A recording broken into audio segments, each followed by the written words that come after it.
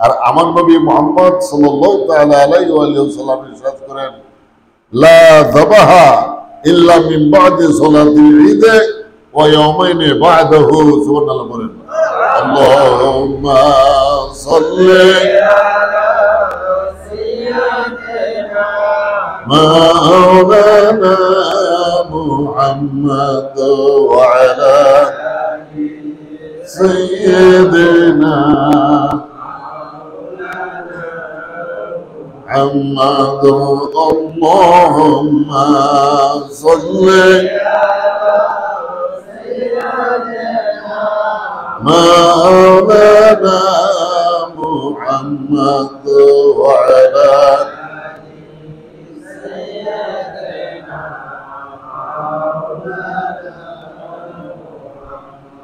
لا ذبح إلا من بعد صلاة العيد ويومين بعده।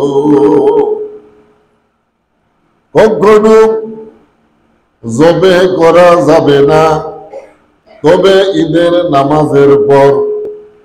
লা যাবাহ, কখনো জবে করা যাবে না ইল্লা মিন বাদি সালাতিল ঈদ, তবে ঈদের নামাজের পর জবাই করতে হবে। ওয়া ইয়াওমাইনি বা'দাহু, এবং তারপরে আরো 2 দিন পর্যন্ত কুরবানি দেওয়া চলবে। সুবহানাল্লাহ।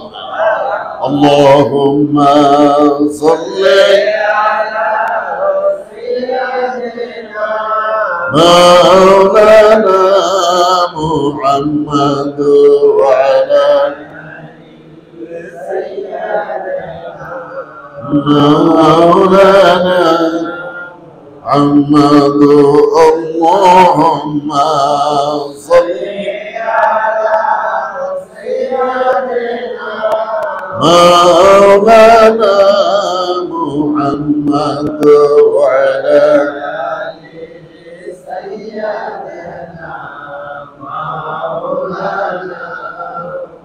আল্লাহর কোরআন মাজিদের মুফাসসিরগণ, তাফসীর কারকগণ এইভাবে উল্লেখ করেছেন, কিছু মানুষের দাবি যে কুরবানির কথা আল্লাহর কোরআন শরীফে নাই।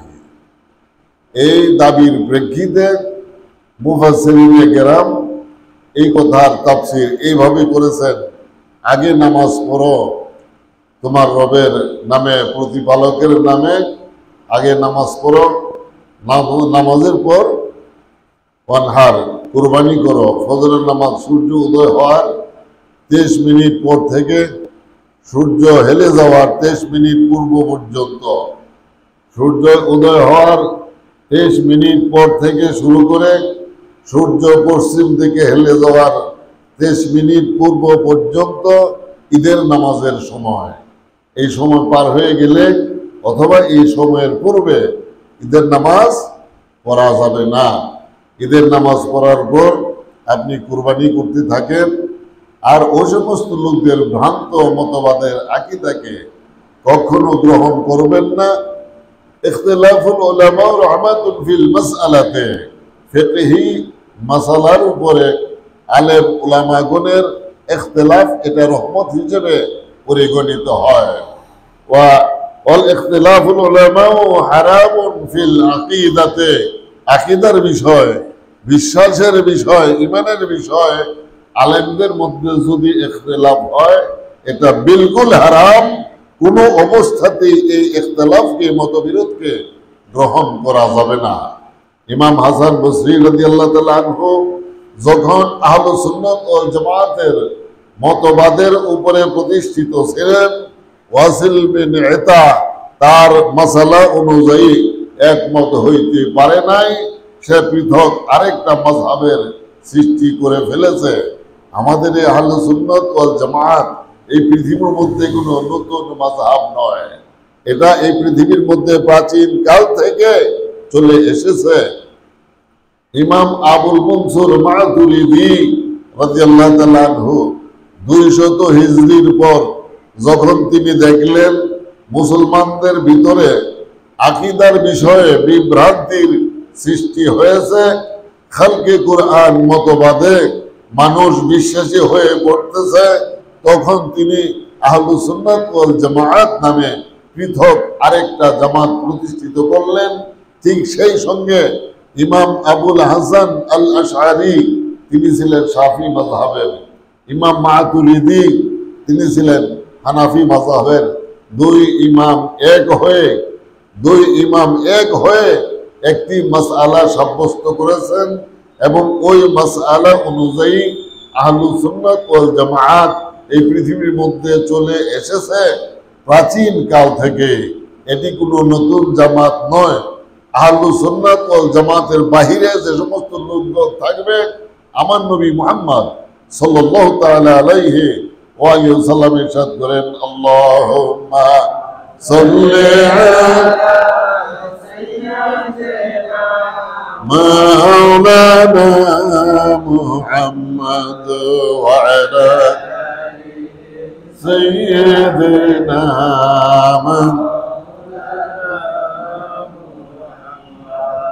اللهم صل على سيدنا مولانا محمد وعلى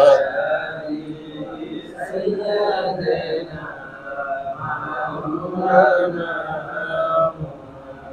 আমরা নামাজের সময় ঘোষণা দিয়েছি সকাল 9টায় আমরা নামাজ পড়ব। 9টা বাজার বাকি আছে আর মাত্র 9 মিনিট। আমরা 1 মিনিট দেরি করব না, নির্ধারিত সময়ে আমরা নামাজ আদায় করে ফেলব। যারা এদিকে সেদিকে বাইরে ঘোরাফেরা করতেছেন ভিতরে চলে আসুন। ইমাম আবুল মনসুর মাতুরিদি, ইমাম আবুল হাসান আল আশআরি তারা দুইজন মিলে একটি মাযহাব সাব্যস্ত করেছেন। সেই মাযহাবের নাম হচ্ছে আহলুস সুন্নাত ওয়াল জামাআত। এই প্রসঙ্গে আমার নবী মুহাম্মদুর রাসূলুল্লাহ সাল্লাল্লাহু তাআলা আলাইহি ওয়া আলিহি ওয়াসাল্লাম ইরশাদ করেন, নবী মুহাম্মদ সাল্লাল্লাহু তাআলা আলাইহি ওয়াসাল্লামের উম্মত ৭৩ দলে ভাগ হবে। আমার হুজুর পাক সাল্লাল্লাহু তাআলা আলাইহি ওয়াসাল্লামের উম্মতগণ ৭৩ দলে ভাগ হবে। ৭৩ দলের সকলেই হবে নামাজি, রোজাদার, হাজি, গাজী, সে যাই বলেন আপনি। এরা কোরআন তেলাওয়াত করবে, এরা মাদ্রাসায় ইসলামী প্রতিষ্ঠানে লেখাপড়া করবে, মাদ্রাসায় তারা পড়বে, আল্লাহ রাসূল পাকের হাদিস শরীফ তারা পড়বে, আল্লাহ রাব্বুল আলামিনের কোরআন শরীফ তারা পড়বে। এই মানুষগুলো ৭৩ দলে ভাগ হবে। এই ৭৩ দলের ভিতরে কোনো অমুসলিম আসবে না। যেমন ধরুন অন্যান্য মাযহাবের ধর্মের মানুষেরা, হিন্দু ধর্মের কোনো মানুষ এই ৭৩-এর ভিতরে আসবে না, বৌদ্ধ ধর্মের কোনো মানুষ এই ৭৩-এর ভিতরে আসবে না, পারসিক, জৈন এই সমস্ত ধর্মের কোনো মানুষ এই ৭৩-এর ভিতরে থাকবে না। এ প্রসঙ্গে বলা হয় আল কুফরু মিল্লাতুন ওয়াহিদা, সকল কাফের হচ্ছে এক জাতি। সকল কাফের কি? এক জাতি। মুসলমানগণ যে সমস্ত লোকেরা নিজেদেরকে মুমিন দাবি করে এরা হবে ৭৩ জাতি। এরা কয় জাতি হবে? ৭৩ জাতি হবে। আর সমস্ত কুফর এক জাতি। সর্বমোট বনি আদমের জাতি হইল কত? ৭৪টি। কুফরু মিল্লাতুন ওয়াহিদা, সকল কাফের এক জাতি, সমস্ত মুসলিমগণ ৭৩ জাতি। কত হইল এখন? ৭৪। এই ৭৪ অমুসলিমগণ তারা বিনা হিসেবে জাহান্নামী। মুসলমানদের ভিতরে এমন কিছু লোক রয়েছে যারা বিনা হিসাবে জাহান্নামী হবে। ওই অমুসলিমগণ সকলেই বিনা হিসাবে জাহান্নামী হবে। তাদের কোনো হিসাব নিকাশ হাসরের ময়দানে হবে না। হিসাব নিকাশ হবে শুধু হাক্কানি মুমিন মুসলিমদের ভিতরে। কে নামাজ পড়লো, কে নামাজ পড়লো না, যার উপরে কুরবানি ওয়াজিব হলো সে কুরবানি কেন দিল না, হজ করা ফরজ হয়েছে কেন সে হজ করে নাই, এই সমস্ত বিষয় হিসাব নিকাশ হবে, জিজ্ঞাসাবাদ হবে। জিজ্ঞাসাবাদের পর যারা জান্নাতি তারা জান্নাতে চলে যাবেন, আর যারা জাহান্নামী হবে পাপের পাল্লা তাদের ভারী হবে, এরা জাহান্নামী হয়ে যাবে। একদল মুমিন আগে বিনা হিসাবে জান্নাতে চলে যাবেন, আরেক দল মানুষ আগে বিনা হিসাবে জাহান্নামে চলে যাবেন। এই ৭৩ জাতির ভিতরে হবে হিসাব নিকাশ। আমার হুজুর পাক সাল্লাল্লাহু তাআলা আলাইহি ওয়া আলিহি ওয়াসাল্লাম ইরশাদ করেন, এই ৭৩ দল থেকে ৭২ দলের মুসলিম লোকেরা হবে জাহান্নামী। এবার বলুন নাউজুবিল্লাহ পড়েন। আপনারা কোথায় যাবেন? কার পিছনে নামাজ পড়বেন? শিয়ারা কাফের, এরা মুসলমানদের পৃথক আরেক জাতি। আমিরে মুআবিয়া রাদিয়াল্লাহু তাআলা আনহুকে যারা গালি দেয়, এই সমস্ত লোকেরা হচ্ছে শিয়া। আর শিয়াদের পিছনে নামাজ পড়া বিলকুল হারাম। শিয়াদেরকে কাফের বলতে হবে, শিয়াদেরকে তো কাফের বলতেই হবে, মূলত তারা কাফের। এবং ওই শিয়াদেরকে যারা কাফের মনে না করবে সেও কাফের হবে। এত বড় কঠিন মুসলমানদের ভিতরে এই কি কয় বিকৃত আকীদাদারী দলের নামাজি লোকেরা। আল্লাহ সুবহানাহু ওয়া তাআলা কুরআন মজিদের মধ্যে ইরশাদ করেন, ফাওয়াইলুল লিল মুসাল্লিন, ওয়াইল দুজক হবে মুসল্লিদের জন্য। ওয়াইল দুজক কার জন্য? মুসল্লি, মুসল্লি মানে নামাজি। ওয়াইল দুজক হবে নামাজিদের জন্য, যারা নামাজ পড়ে না তাদের জন্য এই দুজক না। এবং ৭টি দুজকের মধ্যে সবচেয়ে কঠিন দুজকের নাম ওয়াইল দুজক। সবচেয়ে কঠিন শাস্তিদায়ক পীড়াদায়ক দুজক হচ্ছে ওয়াইল দুজক। আল্লাহ সুবহানাহু ওয়া তাআলা এই দুজক ওই সকল নামাজিদেরকে দিবেন যে সমস্ত লোকেরা খাঁটি ইমানদার না হইয়া নামাজ পড়লো। নামাজ তো মুমিনের উপরে ফরজ। এখন একজন ইমানদার মানুষ দেখতেছে তার আরেক ভাই নামাজে দাঁড়াইলো, সে মনে করলো তার ওই ভাইটিও তার মতোই মুমিন। এই বলে সে ওই লোকের পিছনে যখন নামাজে দাঁড়ায় গেল, দাঁড়ায় যাওয়ার পর সে কাফের হয়ে গেল। কারণ তার আকীদা ভ্রান্ত, ভুল আকীদা। ওই ভুল আকীদার মধ্যে এরা নবী মুহাম্মদ সাল্লাল্লাহু আলাইহি ওয়াসাল্লামকে মানে না। আপনারা দেখেন আমাদের এই দেশে একদল পীর দাঁড়ায় গেছে বর্তমানে, যারা পূর্বে হাক্কানি পীর ছিলেন। যে সমস্ত দরবারগুলোর পীর সাহেবগণ পূর্বে এখন থেকে ২০ বছর আগেও যে দরবারগুলো হাক্কানি সুন্নি পীরের দরবার ছিল, আজকে ওরা শিয়া হয়ে গিয়েছে। যেমন ধরুন এক লোকের নাম হলো নিজামী শাহ। নিজামী শাহর নাম কি? সাইফুর রহমান। সাইফুর রহমান নিজামী শাহ একজন পীরের নাম, আমাদের এই দেশের অত্যন্ত প্রভাবশালী পীর। তিনি আগে মুসলিম ছিলেন, এখন কাফের হয়েছে। নাউজুবিল্লাহ পড়েন। এই লোকটি এত বড় বুজুর্গ আলেম ছিলেন, জামিয়া আহমদিয়া চট্টগ্রামের মুহাদ্দিস ছিলেন তিনি।